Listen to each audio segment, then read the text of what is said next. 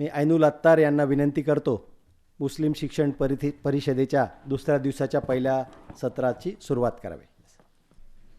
Good morning, अस्सलाम वालेकुम, नमस्कार. आज आपण आजच्या सकाळच्या सत्रामध्ये अल्पसंख्याक संस्थांचे कायदेशीर अधिकार, अनुदान व सवलती हे आपण आबेदा इनामदार मॅडमचं आज व्याख्यान ठेवलं होतं. ॲक्च्युली त्या तुम्हाला माहिती आहेत की मोठी व्यक्ती आहे, उपाध्यक्ष आहेत कॉस्मोपॉलिटन एज्युकेशन सोसायटीच्या आणि खूप अवॉर्ड्स वगैरे त्यांना मिळालेले आहेत.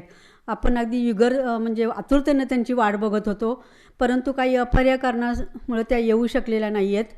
तर तुमच्याप्रमाणे मला पण याचं खूप वाईट वाटतं आहे. घटनेच्या 29 आणि 30 कलमानुसार अल्पसंख्याकांना काही विशेष हक्क दिलेले आहेत.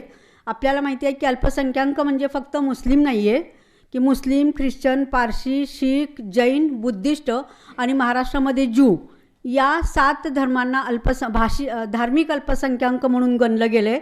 आणि मराठी सोडून त्यांची इतर मातृभाषा आहे ते सगळे भाषिक अल्पसंख्याक म्हणून महाराष्ट्रामध्ये समजले जातात. आणि अल्पसंख्याक दर्जा संस्थांना महाराष्ट्र शासनामार्फत दिला जातो. एक धार्मिक अल्पसंख्याक दर्जा आणि भाषिक अल्पसंख्याक दर्जा. तर त्या दर्जाप्राप्त संस्थांना पण शासनाने काही सवलती दिलेल्या आहेत. तर याबाबत ॲक्च्युली मॅडम जरी आल्या नाहीत, त्यांनी त्यांचा प्रतिनिधी पाठवलेला आहे, नूरजहां शेख. त्या असोसिएट प्रोफेसर आहेत आबेदा इनामदार महाविद्यालयामध्ये. तर त्या त्यांचं मॅडमचं प्रेझेंटेशन त्या करतील आणि त्या माहिती देतील. दुसरी एक महत्त्वाची गोष्ट मला सांगायची आहे की महाराष्ट्र शासनानं आयुक्तांनी एक पुस्तक छापलं की अल्पसंख्याक संस्थांना कुठल्या सवलती आहेत.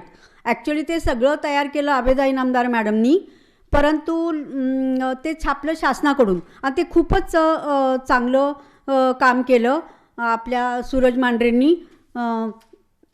कारण शासनाचं एखादं काही प्रसिद्ध झालेलं आहे म्हणलं की ते लेख लोक आतुरतेने वाचतात आणि त्याचा अभ्यास करतात. त्यामुळे मी त्यांना पण खरोखर त्यांची पण मी खूप आभारी आहे की त्यांनी हे अल्पसंख्याकासाठी स्वतंत्र पुस्तक घेतलं. नाही तर आजकाल अधिकारी वर्ग जो आहे त्यांचा पण ॲटिट्यूड अल्पसंख्याकांच्या प्रती इतका काही चांगला नाही आहे. परंतु आपले आयुक्त एज्युकेशन शिक्षण प्रायमरी आणि सेकंडरी, तर त्यांनी ते पुस्तक छापलेलं आहे. त्याची प्रत पण ह्यांनी आणलेली आहे मॅडमनी, शेख मॅडमनी. तर त्या प्रेझेंटेशन करतील. दुसरं आपले जे वक्ते होते करीम सालार म्हणून, तर ते इकरा एज्युकेशन सोसायटीचे अध्यक्ष आहेत. त्यांच्या संस्थेमार्फत इंग्रजी, मराठी आणि उर्दू माध्यमाच्या शाळा जवळजवळ 40 शाळा चालवल्या जातात. तर त्यांना आपण विषय दिला होता की मुस्लिम शैक्षणिक उन्नतीसाठी केलेल्या उपाययोजना. परंतु सकाळीच त्यांचा फोन आला की कोणतरी जवळचं त्यांच्या म्हणजे स्वर्गवासी झालं, त्याच्यामुळे ते आज येऊ शकणार नाहीत. परंतु तरीसुद्धा आपल्या या सेशनचा उपयोग आपण मॅडमचं प्रेझेंटेशन झालं की प्रश्नोत्तरं करण्यासाठी करायचं आहे. आणि आज मला खूप आनंद होतो आहे की हे तर फक्त आपला मुस्लिमच क्राऊड नाही आहे, सर्व जाती धर्माचे लोक आहेत. त्याच्यामुळे माझ्या प्रेझेंटेशनमध्ये तरी मी म्हणजे सगळ्यांच्यासाठी ज्या योजना आहेत तर त्यासुद्धा मी सांगण्याचा प्रयत्न करणार आहे. तर बाहेर जे लोक असतील त्यांनी आत येऊन बसावं. आणि ज्या तुम्हाला माहिती ॲक्च्युली वाचायला वेळ नसतो सगळ्यांना सगळं पुस्तकं, त्यामुळे कन्सॉल्टेट करून प्रेझेंटेशन जी मॅडमनी आणलं आहे ते आपण बघावं. त्यांना मी हे पण सांगेन की ते आम्हाला पण त्याची एक कॉपी ठेवून जा, म्हणजे नंतर ज्यांना कुणाला लागेल त्यांना आम्ही मेलवरती पाठवू.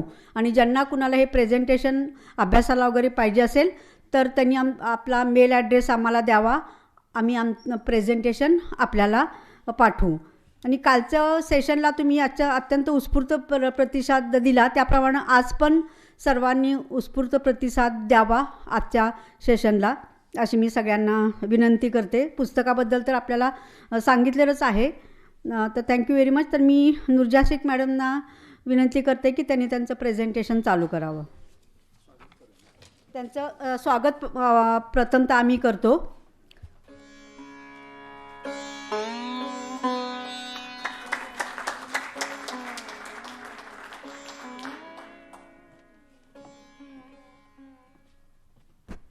नमस्कार, मी डॉक्टर नूरजहां शेख आबेदा इनामदार महाविद्यालयामध्ये आझम कॅम्पसच्या असिस्टंट प्रोफेसर म्हणून काम करत आहे. शिवाय आझम कॅम्पसमध्ये मराठी स्पोकन अकॅडमी, ज्यांना मुलांना मराठी बोलायला शिकवतो आम्ही, त्या एक संस्थेची, त्यामध्ये 6 शाळा आहेत आझम कॅम्पसच्या. त्या विद्यार्थ्यांना मी मराठी बोलायला शिकवतो. तिथे मी संचालिका, डायरेक्टर या पदावर काम करत आहे. याशिवाय open schooling, national institute of open schooling, जे शासनाचं HRD मिनिस्ट्रीचं प्रोजेक्ट आहे, त्याच्यामध्ये 10वी 12वी म्हणजे 3रीपासूनच ती शाळा सुरू होते. 3री 5वी 8वी 10वी आणि 12वी अशा 5 या इयत्तांमधून ओपन स्कूलिंग, म्हणजे ज्या मुली ड्रॉपआउट्स आहेत मुलं, किंवा ज्या आत्ता नीट JEE इंटिग्रेटेड कॉलेजमध्ये असतात, ते अशा पूर्ण CBSEच्या शाळांचे आमच्याकडे एक सेंटर आहे. आणि त्या सेंटरमध्ये सध्या 4,500 विद्यार्थी शिक्षण घेत आहेत ओपन स्कूलिंगचं, HRD मिनिस्ट्रीतर्फे NIST मार्फत, बोर्डाच्या मार्फत. तर तिथे मी कोऑर्डिनेटर म्हणून काम करत आहे. याशिवाय माझ्या स्वतःचा PhDचा प्रबंध हा अल्पसंख्याक संस्थांवर केलेला आहे. आणि या अशा विविध पदावर कार्यरत असताना ज्या काही अडचणी आल्या, आणि मॅडमबरोबर, आबेदा इनामदार मॅडमबरोबर आम्ही जे काम करत होतो, त्यांच्याकडून जे काही आम्हाला शिकायला मिळालं, त्या सर्वांचा एक थोडासा सारांश घेऊन मी एक PPT तयार केलेला आहे. तो तुमच्यासमोर सादर करण्याची इच्छा दाखवते. खरं तर हे आहे ते आबेदा इनामदार मॅडम यांचंच सत्र होतं, त्यामुळे ही PPT त्यांच्या हिशोबाने बनवली होती. एक थोडीशी बॅकग्राऊंड आधी, अल्पसंख्याक म्हणजे नक्की कोण, हे आता मॅडमनी सांगितलेलं आहेच आहे आपल्याला.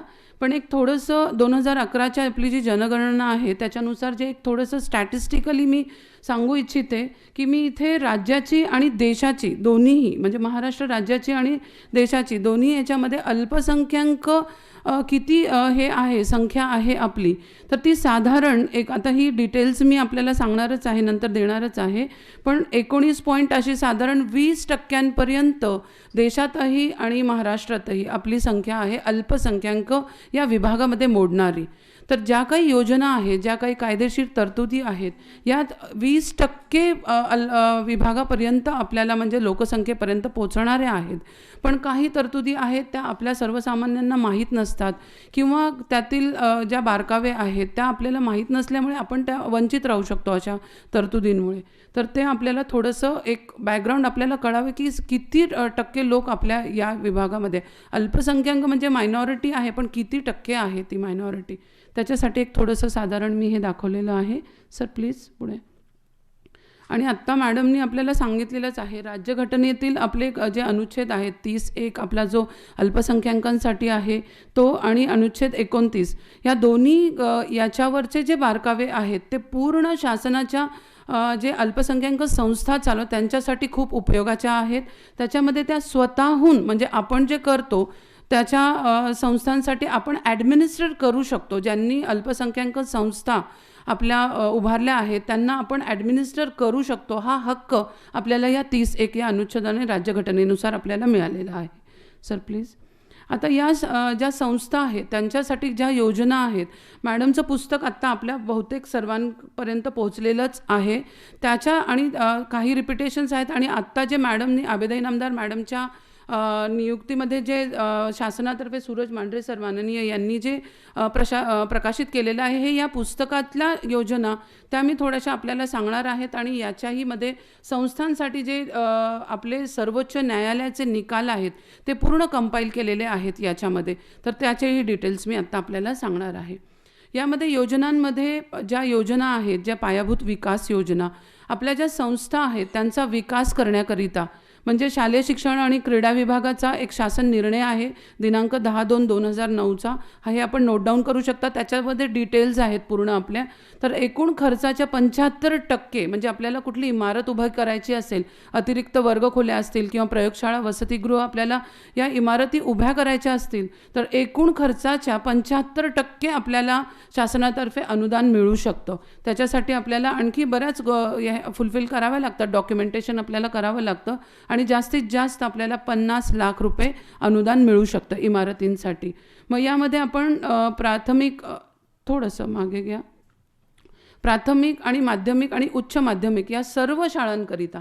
म्हणजे हे फक्त लिमिटेड कुठल्या एका ह्याच्यासाठी नाही आहेत. अल्पसंख्याक संस्था ती प्राथमिक असो, माध्यमिक असो, उच्च माध्यमिक असो, सगळ्यांकरिता ही योजना लागू आहे. Please sir.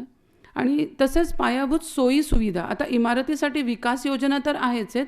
सोयी सुविधांमध्ये आपण आता पंख्यांची व्यवस्था करायची असेल, ग्रंथालय किंवा प्रयोगशाळांमध्ये आपल्याला ग्रंथ खरेदी करायची असेल, प्रयोगशाळा अद्ययावत करायची असेल, तर यासाठी सुद्धा आपल्याला ड्रिंकिंग वॉटर पेयजलाची व्यवस्था करायची असेल तर आपण इथे अप्लाय करू शकतो. आणि इथे कमाल आपल्याला मॅक्सिमम 2 लाख रुपये आपल्याला मिळू शकतात इथून.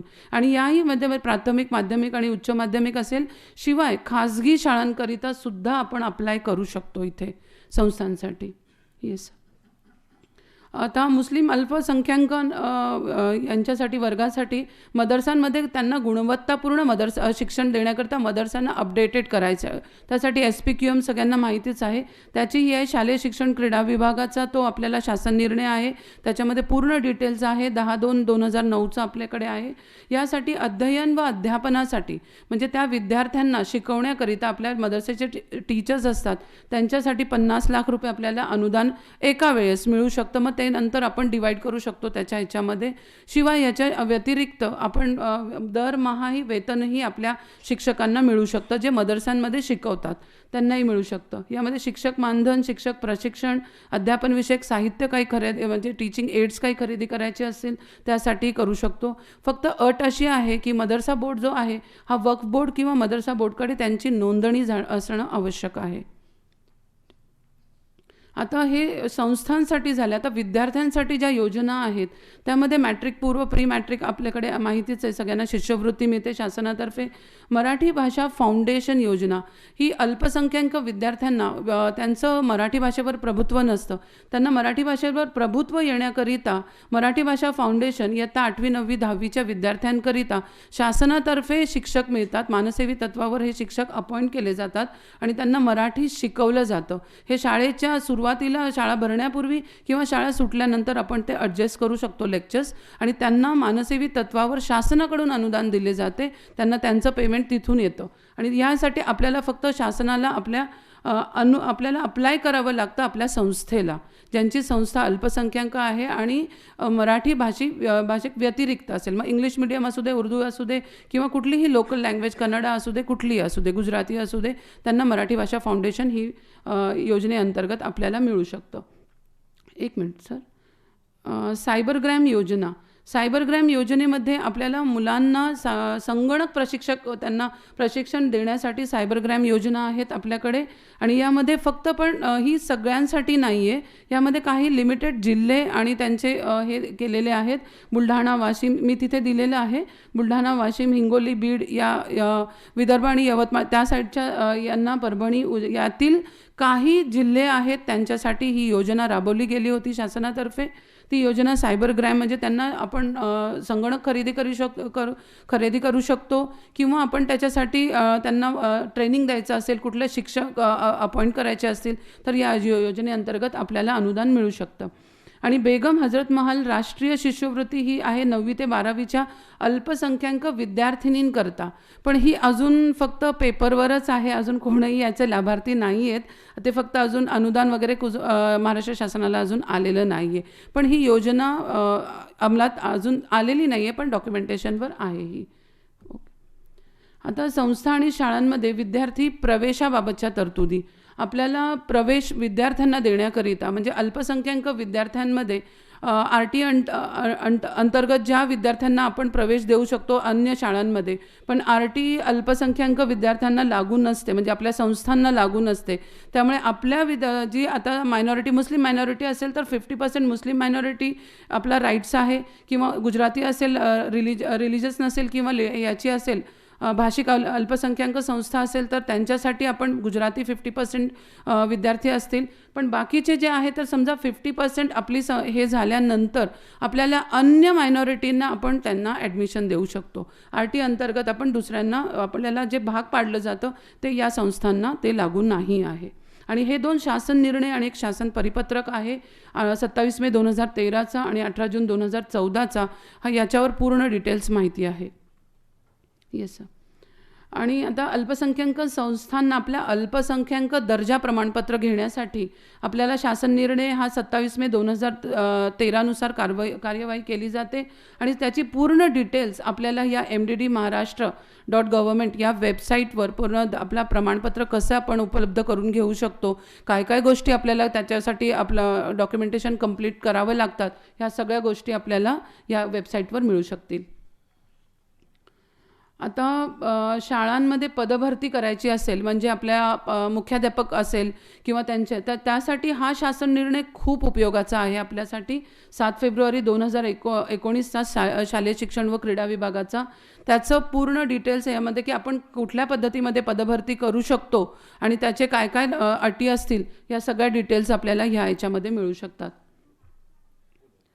आता बिंदू नामावली आरक्षण धोरण थोडंसं आपल्या संस्थेसाठी अल्पसंख्याक हे असतं, पण OBC असतील किंवा हे असतील तर आपण त्याच्यासाठी लागू करू शकतो. आणि या अल्पसंख्याक शैक्षणिक संस्थांमध्ये शिक्षक असेल, शिक्षकेतर भरती करायची असेल तर आपण ह्या शासन निर्णयाच्या नुसार आपण व्यवस्थितरित्या अप्लाय करू शकतो आणि आपल्या याच्यामध्ये पदभरती करू शकतो. तर शासन निर्णय शालेय शिक्षण क्रीडा विभागाचे 8 नोव्हेंबर 2000चा आहे. एक आणखी त्याच्यानंतर अमेंडमेंट करून 19 नोव्हेंबर 2003 मध्ये केलं आहे. आणि एक शासन पत्र एक आलं होतं 25 एप्रिल 2005 मध्ये, कारण भरती थांबवली होती पूर्णतः. त्याच्यानंतर ह्या पत्रानुसार आपण करू शकतो. आणि शासन परिपत्रक अल्पसंख्याक विकास विभागाचा 4 मे 2009चा याच्या अनुषंगाने आमच्या इन्स्टिट्यूटमध्येही आम्ही बऱ्याच पदभरतीसाठी आम्ही अप्रूव्हल्स आणले आहेत, कारण शासनाने ते थांबवलं होतं. पण ह्या परिपत्रकानुसार आम्ही 3-4 अप्रूव्हल्स आमच्या ह्याच्यात आणले होते. येस. आपले शिक्षक, अतिरिक्त शिक्षक आणि कर्मचारी जे झाले आहेत त्यांचं समायोजन करण्यासाठी म्हणजे अल्पसंख्याक संस्थांचे जे शिक्षक आहेत किंवा जे अतिरिक्त झाले त्यांना अल्पसंख्याक संस्थांमध्येच समायोजन करायचं त्यांचं. ह्यासाठी जो शासन निर्णय आहे तो 13 जुलै 2016मध्ये प्रकाशित झाला होता आणि त्याचं शुद्धीपत्रक हे 27 ऑक्टोबर 2016ला आलं होतं. हे 2 GR खूप महत्त्वाचे आहेत, कारण मध्ये जेव्हा अतिरिक्त आपले हे झाले होते कर्मचारी त्यांच्या समायोजनाकरिता याचा उपयोग खूप झाला होता आमच्या संस्थेला. आता हे जे पुस्तक आहे त्यातल्या ज्या संस्था आत्ता ज्या मी योजना दाखवलेल्या आहेत ह्या शासनातर्फे हे शालेय शिक्षण विभागातर्फे प्रकाशित झालं आहे. माननीय सूरज मांढरे सरांच्या अंडरमध्ये हे जे झालं होतं याची सॉफ्ट कॉपी सगळ्यांनाही इथून डाउनलोड करता येईल. मी त्याची वेबसाईट इथे दिलेली आहे. सगळ्यांनी याची डाउनलोड करून याच्यामध्ये न्यायालयीन निर्णय जे आहेत, जे अल्पसंख्याक संस्थांनी कोर्टामध्ये केसेस केल्या होत्या आणि त्यांचे निर्णय त्या संदर्भातले काय काय लागले आहेत त्याचं पूर्ण कंपायलेशन ह्या बुकमध्ये केलेलं आहे, या पुस्तकामध्ये आहे. आणि ते तुम्हाला रेडीमेड मिळू शकेल की कुठल्या शासनाच्या ह्याच्यामध्ये कोर्टाच्या केसेसमध्ये आपल्याला काय निर्णय लागला आहे, त्याच्या अनुषंगाने आपल्यालाही आपल्या संस्थेसाठी पुढे काय करता येईल हे त्याचं पूर्ण कंपायलेशन ह्या पुस्तकामध्ये आहे. तर ते आमच्या आबेदा इनामदार मॅडमनी त्यांनी कंपायलेशन केलं. त्यांचं स्वतःचं पुस्तक होतं, पण शासनाने मॅडमला रिक्वेस्ट केलं होतं की मॅडम ते पूर्ण पुस्तक आम्ही इथे छापू शकतो का. मग त्याच्यानंतर मॅडमनी त्यांना परमिशन दिल्यानंतर ह्या पुस्तकामध्ये ते आत्ता समायोजन त्याचं झालेलं आहे. तर ही जी वेबसाईट आहे http://mcsociety.org याच्यावर आपण ते डाउनलोड करून घेऊ शकतो. त्याची सॉफ्ट कॉपी सगळ्यांनाही मिळू शकते. आणि त्याचं असेल तर मी अनवर राजन सरांकडे त्यांच्या व्हॉट्सअपवर पाठवते, ते तुम्हाला सहभागी जेवढे आहेत त्यांनाही पाठवू शकतील ते. ठीक आहे, थँक्यू.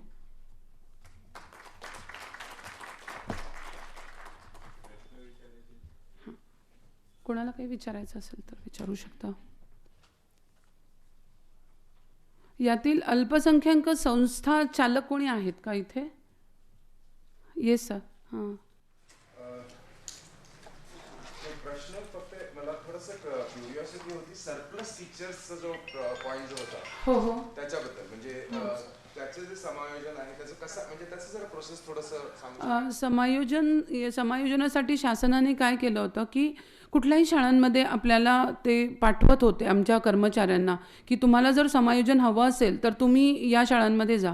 पण मग तिथे जरी शासनाचा निर्णय असला तरी तिथले मॅनेजमेंट आपल्याला ॲब्झॉर्ब करून घेत नव्हते, कारण त्यांच्या मग ते त्याच्यानंतर मग याच्यावर काम करण्यात आलं आणि मग याच्यानुसार आपल्याला फक्त अल्पसंख्याक अन्य अल्पसंख्याक संस्थांमध्ये आपल्या कर्मचाऱ्यांचं समायोजन करता येऊ लागलं.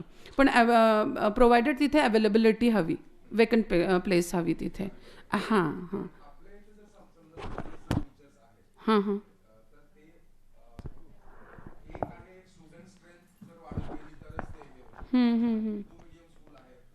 तिथे सरप्लस असं आहे अशी.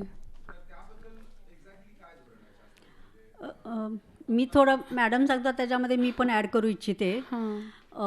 घटनेच्या 31 अनुच्छेदनुसार अल्पसंख्याक संस्था चालकांना आपली संस्था चालवण्याचा आणि त्याच्यावरती प्रशासन त्याच्यावरचं राबवण्याचा अधिकार दिलेला आहे. आणि हे फक्त धार्मिकच अल्पसंख्याकांसाठी लागू आहे असं नाही, हे भाषिक अल्पसंख्याकांना सुद्धा लागू आहे. महाराष्ट्र शासनाकडून अल्पसंख्याक दर्जा दिला जातो आणि बरेचसे संस्था आपल्याकडे भाषिक अल्पसंख्याक पण आहेत. आणि त्याच्यामध्ये महत्त्वाचं म्हणजे रिझर्वेशन लागू नाही आहे. जे आपल्याकडं SC ST OBCचं जे रिझर्वेशन घटनेने म्हणजे लागू केलेलं आहे स्टाफ अपॉइंटमेंटमध्ये आणि मुलांच्या प्रवेशामध्ये सुद्धा, तर ते जे रिझर्वेशन आहे ते अल्पसंख्याक संख्यांना लागू नाही. म्हणून ते मेरिटोरियस स्टाफ हे करू शकतात. आता त्यांना जर वाटला एखादा SC ST मेरिटोरियस आहे तर त्याला ते अपॉइंटमेंट देऊ शकतात. म्हणजे त्यांना द्यायचंच नाही असा काही नियम नाही आहे, परंतु त्यांच्यावरती ते बंधनकारक नाही आहे. आणि जो तुम्ही म्हटला सरप्लस स्टाफच्या संदर्भात एक कोर्ट केससुद्धा झालेली होती. तर त्याच्यामध्ये असा निर्णय लागला की अल्पसंख्याक संस्थांना त्यांची संस्था चालवण्याचा अधिकार दिलेला आहे.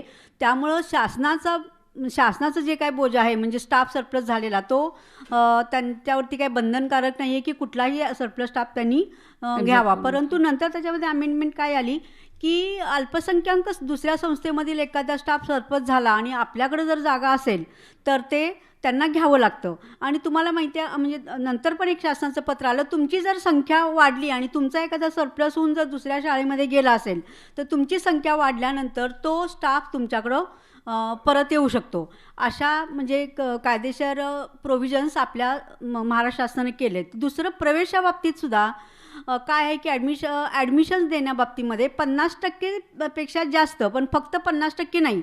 आता सुरुवातीच्या काळामध्ये तरी बऱ्याचशा अल्पसंख्याक संस्थांनी एस्पेशली मुस्लिम अल्पसंख्याक संस्था ज्या मुस्लिम कॉन्सन्ट्रेटेड एरियात चालतात त्यांनी 80% 90% म्हणजे ॲडमिशन्स ह्या अल्पसंख्याक मुलांना किंवा मुलींना दिलेल्या आहेत.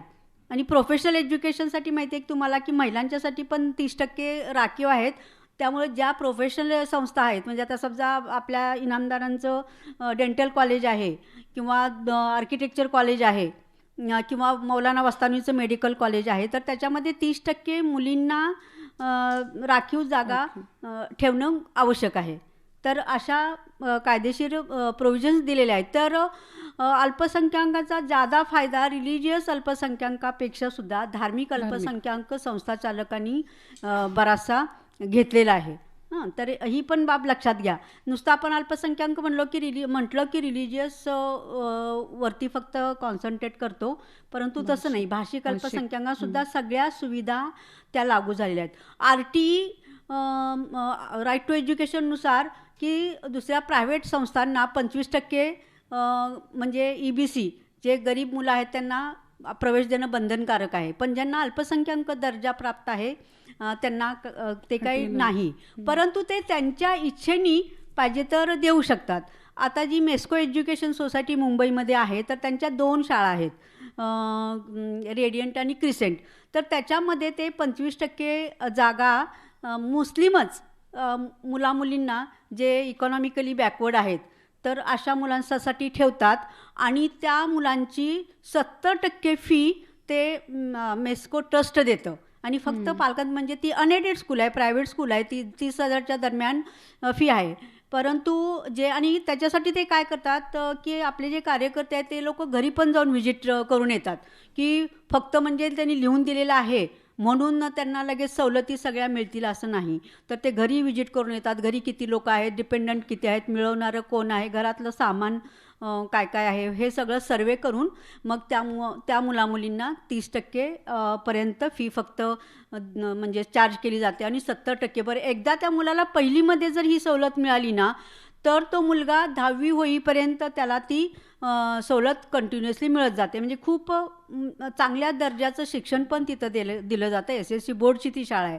जसं आपल्या आझम कॅम्पसमध्ये सुद्धा दर्जेदार शिक्षण देण्याविषयी आबेदा मॅडम आणि PA इनामदार सर पण खूप कॉशियस असतात. तसं दुसरं ज्या कोर्ट केसेस आहे ह्यांनी सांगितलं ना, तर अक्षरशः प्रोफेशनल मी माहिती म्हणून तुम्हाला जनरल सांगते, PA Inamdar versus government of Maharashtra government, तर ही केस अख्ख्या देशामध्ये गाजलेली आणि प्रोफेशनल एज्युकेशनच्या ॲडमिशन्समध्ये ज्या काही सवलती आपल्याला मिळाल्या अल्पसंख्याक विद्यार्थ्यांना, ते केवळ आणि केवळ त्याचं श्रेय PA इनामदार सरांना जातं. आता त्यांनी युनिव्हर्सिटी पण काढलेली आहे, त्यामुळे आपण त्यांना सारखं बोलवू शकत नाही कुठल्याही कार्यक्रमाला. परंतु म्हणजे PA इनामदार सर आता मी डायरेक्टर ऑफ टेक्निकल एज्युकेशनमध्ये 10 वर्ष होते, तर ते कुठल्याही मिटिंगला PA इनामदार आले म्हटलं की आम्ही घाबरून जायचो, कारण आमच्यापेक्षा सुद्धा जास्त कायदेशीर नॉलेज त्यांना असायचं.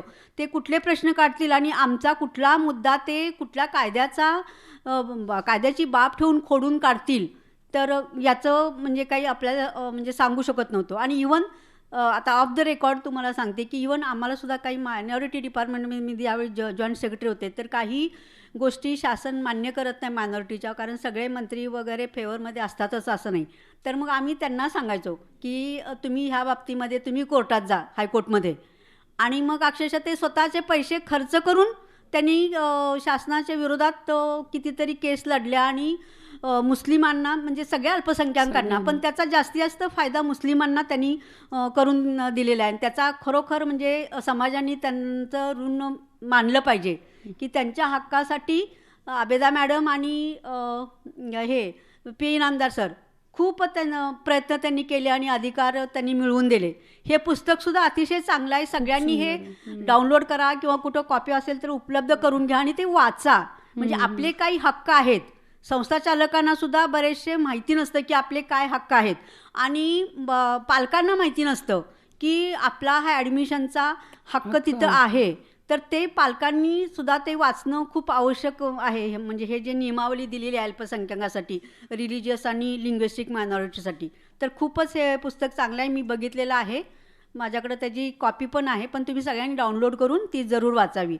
अजून पण काही कुणाला शंका असतील तर ते डाऊट अजून पण क्लिअर नाही झाला. म्हणजे एक एडेड इन्स्टिट्यूशनमध्ये एक्झाम्पल सांगतो मी, 10वी साठी काही हे नसते. 10वी मध्ये स्टुडंट स्ट्रेंथचं काही लिमिट नसते की किती असले तरी पण टीचर्स त्याला ठेवायचेच आहेत, म्हणजे त्यामध्ये काही सरप्लस वगैरे काही नसते.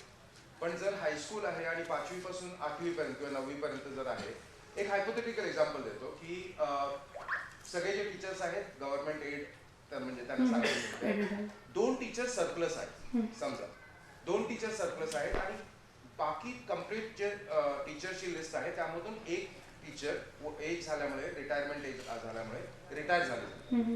म्हणजे आता ते रिटायर झाल्यानंतर माझ्याकडे एक सरप्लस आहे.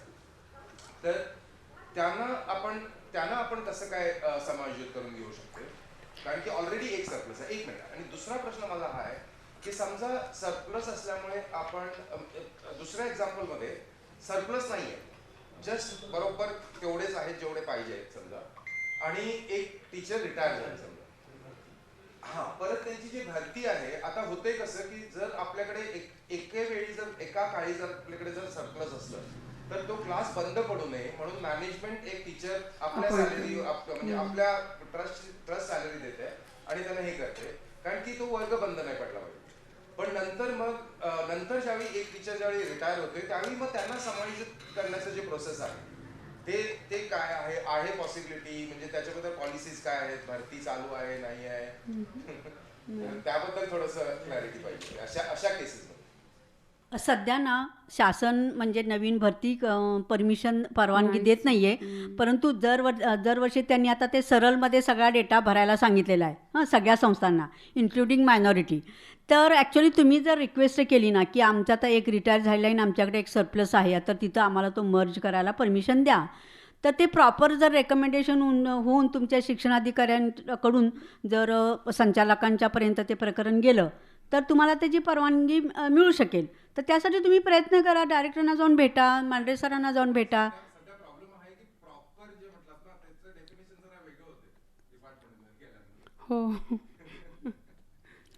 नाही ते तुम्ही आता म्हणजे म्हणजे ते या स्तरावर आता डिस्कस करणं नाही, आणि थोडंसं तुम्ही चुकीचं आहे, कशाला पण तुम्ही देऊ नका ना. भ्रष्टाचार वाढवायला आपण एनकरेज का करायचं? आपण द्यायचेच नाही कुणाला पैसे. मॅडम, नियमाने जर आपण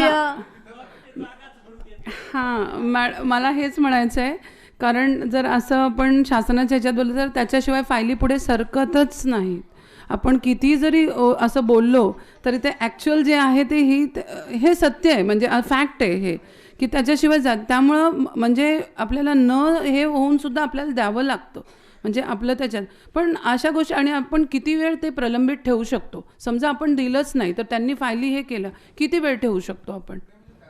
नाही, आणि संस्था चालकांची तुमच्या ऑर्गनायझेशन आहे, सुप्रिया सुळे त्याचे अध्यक्ष आहेत, उपाध्यक्ष आपल्या अभेदा इनामदार आहेत. तर सगळ्या संस्था चालकांनी द्या ना गव्हर्नमेंटला निवेदन की हे आम्ही कशासाठी, आम्ही हे घरं बघायचं, शाळा चालवणं आणि शिक्षण देणे हे शासनाचं काम आहे, परंतु ते शासनाचा भार हलका करण्यासाठी प्रायव्हेट संस्थांना शासन परवानगी देते आणि प्रायव्हेट संस्था चालवत आहेत शाळा आणि सामाजिक काम करत आहेत. तर हे आम्ही देणार नाही आणि तुम्ही ह्याच्यावरती रोख लावा, असं तुम्ही सगळ्या संस्थांचं जे ऑर्गनायझेशन आहे ना, तर त्याच्यासाठी दबावच केला पाहिजे. आणि हे भ्रष्टाचार का वाढला, किती म्हणजे असा कशामुळे वाढला? कारण तुम्ही जाऊ दे कुठे हेलपाटे घालायचे की 10 वेळा हेलपाटे घालण्यापेक्षा भाडे खर्च जातो, तर त्या क्लार्कला 500 रुपये द्या, 1000 रुपये द्या, तो कोण अधिकारी असेल त्याला पैसे द्या, असं आपणच त्यांना सवय लावली ना. 20 वर्षापूर्वी 25 वर्षापूर्वी असा काय भ्रष्टाचार होता का? उलट अधिकारी एनकरेज करायचे की कोणी असं संस्था शाळा एखाद्या ठिकाणी नाही आहे, तिथं आवश्यकता आहे तर शाळा काढते तर, किंवा सामाजिक कार्यकर्त्यांना म्हणजे शाबासकी मिळायची. तर हे बरं. त्याच्यानंतर दुसरा पण एक भाग तुम्ही लक्षात घ्या की कितीतरी संस्था चालक कमर्शियली चालवतात शाळा आणि मुलांच्याकडून डोनेशन्स घेतात, जास्त फी लावतात, 10,000 रुपयेमध्ये खर्च भागत असेल तर 25,000 फी घेतात. तर अधिकाऱ्यांना पण वाटतं हे संस्था चालकांनी कितीतरी याची पावती पण दिली जाते, कितीतरी संस्था, म्हणजे हे संस्था चालकांची पण जबाबदारी आहे ना की तुम्ही जेवढे फी घेतात त्याची सगळ्याची 100% तुम्ही हे द्या. आता तुम्हाला म्हणजे एका संस्थेचं मायनॉरिटीच्याच सांगते तर ते डोनेशन्स घेतात, पण डोनेशन्स घेतले तरी ते संस्थेच्या नावाने डोनेशन घेतात. आणि ते कसं त्याच्यावरती म्हणजे आता समजा माझ्या मुलाला ॲडमिशन पाहिजे असेल तर ते अनवरकडून डोनेशनचा चेक घेतात, बाय चेक, की म्हणजे की नंतरसुद्धा हे ॲडमिशनसाठी डोनेशन घेतलं आहे याचा म्हणजे हे सिद्ध होऊ नये. आणि बरं, एक गोष्ट त्याच्यामध्ये ही पण आहे की संस्थांना कुठल्याही सामाजिक संस्थेला डोनेशन घ्यायचा अधिकार आहे. बरं, आता शासन जी नॉन सॅलरी ग्रँट आहे ना ते इतके वर्ष देत होतं एडेड संस्थांना सुद्धा, परंतु आता जसं लॉकडाऊन झालेलं आहे तसं ते नॉन सॅलरी ग्रँट म्हणजे समजा तुमचे टॉयलेट खराब झाले, पाण्याची पिण्याची सोय, तर याच्यासाठी पण ते अनुदान शासन देत नाही आहे. तर तो पण खर्च त्यांना म्हणजे चालवायचा असतो, कारण इन्स्पेक्शनला परत हेच अधिकारी आले की तुम्ही हे नाही ते नाही ते नाही तर तुम्हाला जमत नाही तर कशाला शाळा चालवता, बंद करा, अशा प्रकारचे शेरे पण मारून जातात. म्हणजे दोन्हीकडून आहे. तर त्याच्यातून हे जसं संस्था चालक आणि पालक ह्या सगळ्यांनी मिळून ह्याच्यावरती म्हणजे आंदोलन करूनच खरं बघायला गेलं तर मार्ग काढायला पाहिजे. आणि आजकाल आपण बघतो आंदोलनं कुठली होतच नाही आहेत, सगळेजण आपल्या रोजीरोटीच्या पाठीमागं लागलेले आहेत. वैचारिक तरुणांचं काही डोक्यामध्ये रान पेटत नाही आहे आणि त्याच्यामुळं आंदोलन स्तरावरती फार काय ॲक्टिव्हिटीज होत नाही आहेत. मॅडम, यावर एक हे सांगायचं होतं की जितके संस्थाचालक होते त्यांची एक मीटिंग आबेदा इनामदार मॅडम यांच्या आमच्या इथे कॅम्पसमध्ये झाली होती. आणि आत्ता मॅडम जशा म्हणाल्या वेतनेतर अनुदान बंदच झालेलं आहे पूर्णतः, तर त्याच्यासाठी आंदोलनं, तर असंही एक आंदोलन आणि 10वीच्या मागच्या वर्षी होती ती 10वीच्या परीक्षांवर बहिष्कार घालण्याचा निर्णय घेतला होता त्याच्यामध्ये, की आम्ही आमच्या संस्थांमध्ये विद्यार्थी बसवणारच नाही. जर जर तुम्ही आम्हाला वेतनेतर अनुदान दिलं नाही तर इतक्या लेवलपर्यंत ते आंदोलन गेलं होतं. आणि मग त्याच्यानंतर शासनाने या दबावाखाली आपल्याला एक हे म्हणतो ना आपण की फक्त आपलं काम पुढे चालू करायचं आणि आपणही नाही म्हणजे असं हे करत की मुलांचं नुकसान व्हावं आणि आपण हे बहिष्कार, फक्त एक धमकीच्या स्वरूपात ते दबावासाठी सांगितलं होतं. पण त्याच्यानंतर शासनाने सांगितलं की एक तुम्हाला याचा एक हिस्सा पहिला एक इन्स्टॉलमेंट तुम्हाला पास करू आम्ही आणि त्याच्यानंतर देऊ. अजूनही ते वेतनेतर अनुदान मिळालेलं नाही आहे. म्हणजे जरी आंदोलन जरी केलं सगळ्या संस्था चालकांनी तरी ते अजून पुढे म्हणजे तो शेवट त्याचं होईल हे असं सांगता येत नाही. तर अशा बऱ्याच गोष्टी आहेत म्हणजे की ज्या आत्ता ह्या प्लॅटफॉर्मवर आपण ते डिस्कशन नाही करू शकत. पण असं ॲक्च्युअल जेव्हा आपण संस्था चालवतो त्यावेळेला बऱ्याच अशा आपल्याला अडचणी येतात की ते करताना पुढे आम्हाला. आणि आम्ही आत्ता बघतो मॅडमनाची जसं मॅडमनी सांगितलं की सरांचं एक मोठं आणि त्याच्यानुसार जो कोर्टात केस होती त्याच्यानुसार राज्यघटनेत बदल करण्यात आला सरांच्या त्या निर्णयानुसार, डॉक्टर पी इनामदार सरांच्या. आणि त्याचा आता सगळ्या लॉमध्ये सगळ्या कॉलेजेसमध्ये त्याचं कोट केलं जातं की या केसमध्ये की यामुळे राज्यघटनेत बदल झालेला आहे आणि मायनॉरिटीसाठी. आणि आता कुठलेही मायनॉरिटीज असू देत, जैन मायनॉरिटी असू दे, याचे सगळेजण सरांकडे येतात की ॲक्च्युअल मायनॉरिटीचे राईट्स त्यावेळेला कुठले आणि सर त्यांना गायडन्स देतात की असं असं करायचं असतं, असं असं हे आहे. म्हणजे एक्सपर्टाईज त्यांचं खूप मोठ्या लेवलवर झालेलं आहे. आणि त्याच्यानंतरच त्याचं जे पूर्ण सारांश म्हटलं की हे पुस्तक आहे त्याचं. आणि त्याचं ते शासनाने फक्त त्याचं प्रकाशित करून आणि त्याच्यातही मॅडमचे बरेच म्हणजे त्या अर्थसहाय्यसुद्धा त्यांना शासनाने काहीही केलेलं नव्हतं त्याच्यावर, सगळं मॅडमचंच आहे. म्हणजे छापण्यापासून ते प्रकाशित करण्यापासून ते त्या दिवशी दीपक केसरकर सर आले होते त्यांच्या मंत्रालयांच्या तिथपर्यंत सगळ्यांची जेवणंसुद्धा म्हणजे इतक्या बारीक लेवलवर त्यांनी. पण त्याची मेहनत खूप आहे मॅडमची इथे, फक्त शासनाच्या अंडरमध्ये केल्यामुळे त्याला एक हे मिळतं आणि म्हणून ते वेटेज प्राप्त होतं म्हणून आपण याच्या अंडरमध्ये हे छापलेलं आहे. दुसरा आता आपल्या सहभागी संस्था एक मिनटं सहभागी संस्था बऱ्याचशा आहेत. तर आपल्या इनामदार आझम कॅम्पसमध्ये शिक्षकांच्यासाठी मोफत ट्रेनिंग दिलं जातं आय टीचं. तर जेवणं खाणं राहणं सगळं मोफत विद्यार्थ्यांना ट्रेनिंग दिलं जातं. तर म्हणजे हे काही फक्त मायनॉरिटीसाठी नाही आहे, कुठल्याही पण नॉन मायनॉरिटी संस्था चालकांनी आबेदा मॅडमना विनंती केली की आमच्या ह्या 4 शिक्षकांना तुम्ही प्रशिक्षण द्या. तर राहणं जेवणं खाणं सगळं मोफत करून म्हणजे काल जसं एक प्रेझेंटेशन आपलं झालं की आय टीचा वापर वाढवला पाहिजे आपल्या शिक्षणामध्ये. तर त्याचं काम म्हणजे आझम कॅम्पसनी पी इनामदार आणि आबेदा इनामदारांनी कितीतरी वर्षापूर्वी चालू केले. म्हणजे नुसतं बोलण्यासाठी नाही, स्वतःच्या खिशातले पैसे खर्च करून ते शिक्षकांना मोफत ट्रेनिंग देतात. तर इथं जे संस्थाचालक असतील किंवा ज्यांच्या संपर्कात संस्थाचालक असतील तर त्यांनी ही खरोखर ही माहिती त्यांना द्यावी आणि जरूर शिक्षकांना पाठवावं आणि त्या संधीचा फायदा घ्यावा. असं मी मॅडम आता नाही येते असत्या तर तुम्हाला सांगितलं असतं, पण त्यांच्या वतीने मी तुम्हाला सगळ्यांना सांगते. आणि तुम्हाला म्हणजे त्यासाठी आम्ही पण तुम्हाला आमची हमीद दलवाई रिसर्च इन्स्टिट्यूट पण तुम्हाला मदत करेल. आबेदा इनामदार आणि आमचे पी इनामदारांचे अगदी मैत्रीचे संबंध आहे, त्यामुळे आम्ही कधी हक्काने त्यांना सगळी मदत मागतो, त्या देतात. पण आज मला अतिशय वाईट वाटतं की मॅडम आल्या असताना तर तुम्हाला खूप अजून पण खूप माहिती मिळाली असते आणि खूप ज्या ज्या काही तुमच्या अडचणी आहेत त्या सोडवण्यासाठी पण संस्था स्तरावरती पण त्यांनी खूप प्रयत्न केले, म्हणजे करतीलच त्या, आता नाही आल्या तरी सुद्धा त्या करतील. Thank you so much. या संदर्भात जे आहे ना की इथं जावडेकर सर बसलेले आहेत, म्हणजे ह्याच्यामध्ये समाजवादी अध्यापक सभेच्या माध्यमातून काम करणार. हे आपण किती जरी म्हणत असलो तर शासनाच्या हाताची जी धोरणं होत आहेत ती धोरणं ही शिक्षण व्यवस्था ही बंद पडावी, हे प्रायव्हेटायझेशन कडे जावं या पद्धतीची ही धोरणं आहे. त्यामुळं या संदर्भात वेगळा आपल्याला विचार करावा लागेल असं माझं म्हणणं आहे. म्हणजे सरसकट सगळेच ह्याच्यात धोरणीच मिळवणार आहोत आपण. म्हणजे शाळा नावाची संकल्पना, शिक्षक नावाची संकल्पना हे सगळं पुढीत कसं जाईल आणि केवळ इन्स्टिट्यूटच्या नावावरती जेवढं ज्यांच्याकडे हे आहे ते त्यांनी कसं ऍडमिशन घेतील. जिल्हा परिषदेच्या शाळा बंद पडण्याचं कारण काय सर? म्हणून ह्या शाळा वाचवण्याच्या दृष्टिकोनातून जरा मला वाटतं आपण हे केलं तर आपण म्हणजे त्या बंद पडल्या की सगळे प्रायव्हेटायझेशन तिकडे जाणार आणि मग ह्या शाळा पूर्णतः बंद होणार सर. त्याचं कारणच ते आहे. चिंतन होणं गरजेचं आहे. ऑडिट होणं गरजेचं आहे. त्याच्याशिवाय जोपर्यंत ही दुकानदारी चालू नाही झाली पाहिजे. आम्ही तर माझी शिक्षणाचं राष्ट्रीयकरण करा. बरोबर आहे. नाही आता काल त्यांनी एन ई पीचं रेणू मॅडमनी सांगितलं की प्रायव्हेटायझेशनमध्ये त्याच्यावरती जास्त भर आहे. तर त्याच्यासाठी आता आपण पण ॲक्च्युली आपल्या मागण्या सरकारला ह्या परिषदेमार्फत ठेवणार आहे. तर आम्ही तुम्हाला ते सांगणारच आहोत की तुम्ही लेखी आम्हाला सबमिट करावं की आपण शासनाला काय मागणी करावी. तर त्याच्यामध्ये ही पण आपली मागणी असली पाहिजे की जे आता 4% शिक्षणावरती खर्च होतो आहे ते कमीत कमी 15% तरी शासनाने त्याच्यावरती खर्च वाढवला पाहिजे, अनुदान वाढवलं पाहिजे. की काल जसं एका वक्त्यांनी सांगितलं लोकांना फुकट अन्नधान्य देऊन भिकारी करायला लागले, त्यापेक्षा तुम्ही शिक्षणावरचा खर्च बजेट वाढवा, शिक्षणावरचा खर्च वाढवा आणि मुलांना एम्प्लॉयेबल करा, त्यांना रोजगार द्या. फुकट कशाला अन्नधान्य देताय, भिकारी कशाला करताय, त्यांना नोकरी द्या, त्यांना एम्पॉवर करा, त्यांना शिक्षण द्या. तर हे आता नंतर पण इला मॅडम तुम्हाला सांगतीलच, पण मी पण तोपर्यंत सांगते विचार तुम्हाला ब्रेनस्टॉर्मिंग की आपण आपल्या परिषदेमार्फत शासनाला काय काय मागण्या कराव्या हे प्रत्येकाने आम्हाला एका कोऱ्या कागदावरती लिहून द्यावं. तुम्ही विचार करा आणि लिहून द्या. सगळ्या मागण्या आपण या परिषदेचा आउटकम म्हणून शासनाला मुख्यमंत्र्यांना निवेदन देऊ. आणखी एक हे होतं की शिक्षकांमध्ये सुद्धा तो अवेअरनेस आणणं खूप गरजेचं आहे आपल्यासाठी. म्हणजे कारण आता शरद पवार इन्स्पायर फेलोशिपच्या अंडरमध्ये 60,000ची एक फेलोशिप होती, ती आमच्या कॅम्पसमधल्या 3 शिक्षकांना मिळाली होती.